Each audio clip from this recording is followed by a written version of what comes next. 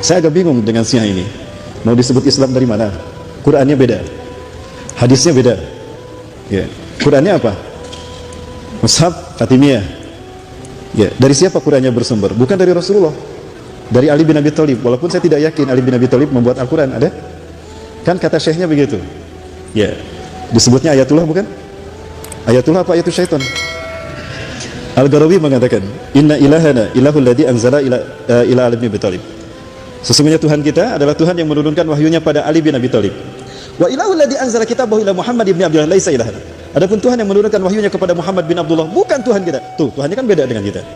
Kalau Islamnya kita tahu, wahyunya berasal dari Allah kepada Rasulullah Muhammad SAW. Kalau versi mereka, Tuhannya mewahyukan pada Ali bin Abi Thalib. Pertanyaannya, siapa Tuhan yang mewahyukan wahyunya kepada Ali bin Abi Thalib dan mengangkat Ali menjadi nabi? Tuhannya Abdullah bin Saba. Dan siapa Abdullah bin Saba? Yahudi dari Yaman. Jadi mereka ciptaan. Ya, jadi Islam bukan? Bukan Islam. Qurannya beda. Hadisnya utsrah ahlul bait. Beda, bukan hadis-hadis seperti kita. Utsrah ahlul bait. Di hadapan saya mereka menolak Quran kita dan hadis kita. Saya bawa Quran dari Libanon, Beirut. Hadis Ibnu Hajar Al-Asqalani sebagai contoh saja, pengen tahu. Itu oleh-oleh dari Yaman. Ustaz, biar efektif dialog kita. Kita mulai dari Quran surat apa, hadis dibaca pada sahabat siapa. Apa kata ulama Syiah ini? Ulama apa pendeta? Kata pendeta Syiah ini, maaf, Quran kita beda, hadis kita beda. Oh, udah kafir itu. Ya. Yang Ahok nistakan cuma Al-Maidah 51, cuman tanda petik Al-Maidah 51. Syiah menistakan semua ayat Al-Quran. Kamarana tuh umat Islam teh. Ai giliran Al-Maidah 5 hiji. Rame. Ai Quran ku sing diijang-ijak. Jara rempe. Punten ya, udah curhat. Gimana nyambung rasanya? Baik, ya. Ya firman. Jadi nifak ada dua ya, nifak amali sama nifak i'tiqadi. Yang di bawah, paling bawah di kerak neraka itu nifak i'tiqadi. Yang paling bawah kerak neraka itu nifak i'tiqadi. Di atasnya ada orang musyrik, di atasnya lagi ada orang kafir. Itu di dalam neraka. Baik Bapak Rahmatullah, terkait dengan ikhlas. Ikhlas ini implikasinya dua, ganda. Maksud ikhlas di sini. Yang pertama, apabila keyakinan yang selama ini kita pegang, amaliyah yang selama ini kita amalkan, paham yang selama ini kita pegang bertentangan dengan Quran dan Sunnah, kita ikhlas meninggalkannya. Ini ikhlas yang pertama.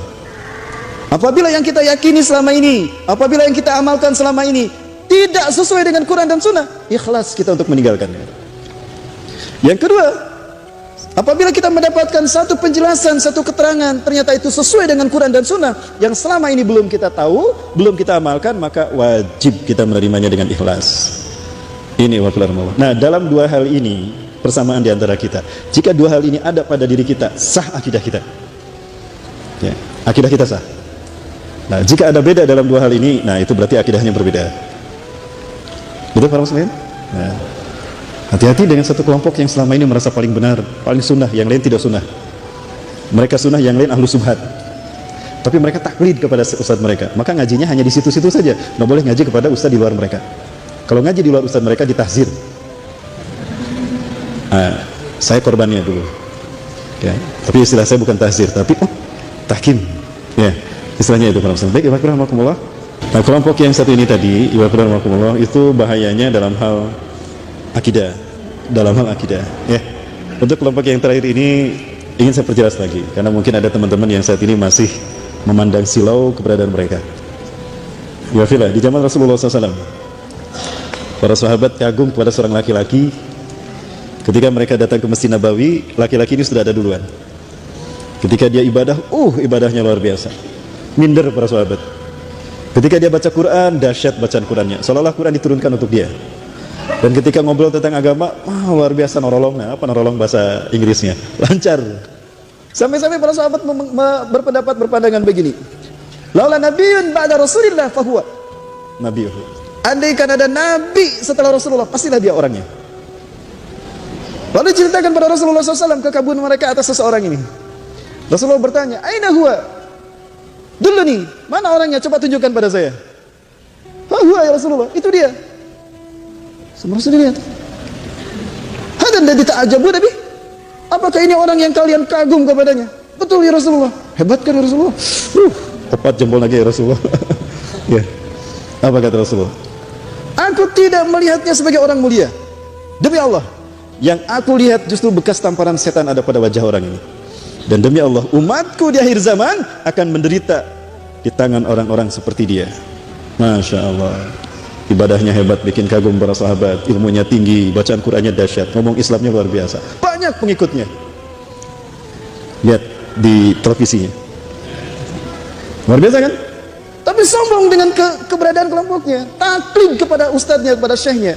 Terus sudah dijelaskan, fala takunul aqidatu taqlidan liman tuhsinu bihimuz zan. Tidak boleh taklid dalam hal akidah, karena Allah menurunkan kebenaran itu kepada siapa yang Allah kehendaki. Yu'til hikmata man yasha.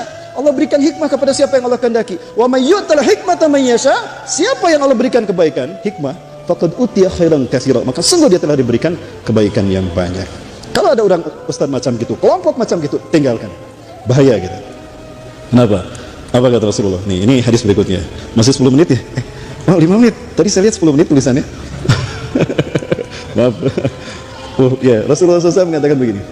Yakhruju fi akhir zaman, akan keluar di akhir zaman nanti, qaumun tahkiruna salatakum ma'a salatihim, wa tahkiruna qira'atakum ma'a qira'atihim, wa tahkiruna a'malakum ma'a a'malihim.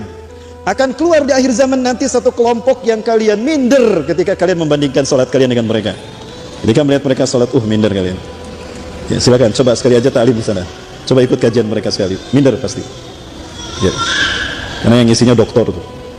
Ya, lulusan Madinah. Jidatnya juga hitam, jenggotnya nggak seperti saya, tebal. Itu bukan ukuran ya. Ya. Watakiruna qira'atakum ma'a qira'atihim, kalian akan meremehkan bacaan Quran kalian dibandingkan mereka. Ilmu kalian tidak ada bandingannya dengan mereka. Lihat di YouTube ceramah mereka, banyak tuh ustaz-ustaznya. Watakiruna amalakum ma'a amalihim, dan kalian meremehkan amal kalian dengan amal mereka. Tapi apa kata Rasulullah? Hum yamrukuna minad din. Mereka lepas dari Islam seperti anak panah yang lepas dari busurnya lalu menembus bidikannya. Luar biasa. Rasulullah mengibaratkan mereka lepas dari anak panah. Ya, maaf, anak panah lepas dari busurnya lalu menembus bidikannya, sasarannya. Rasulullah mentafsirkan dengan anak panah. Pertanyaannya, ketika anak panah dilepas dari busurnya, balik lagi tidak? Balik lagi tidak? Kalau mereka diibaratkan demikian lepas dari Islam, balik lagi tidak? Kalau hadis ini dilanjutkan, ngeri Bapak Ibu. Kok bisa ngeri? Lanjutkan hadisnya. Fa'aina malakituhum, dimanapun kamu bertemu dengan mereka, faqtuluhum, bunuh mereka. Fa'inna qatlakum iyyahum ajrun liman qatalahum yaumil qiyamah, karena pahala menunggu bagi siapapun yang membunuh mereka. Makanya saya tantang tuh Ustaz. Aduh.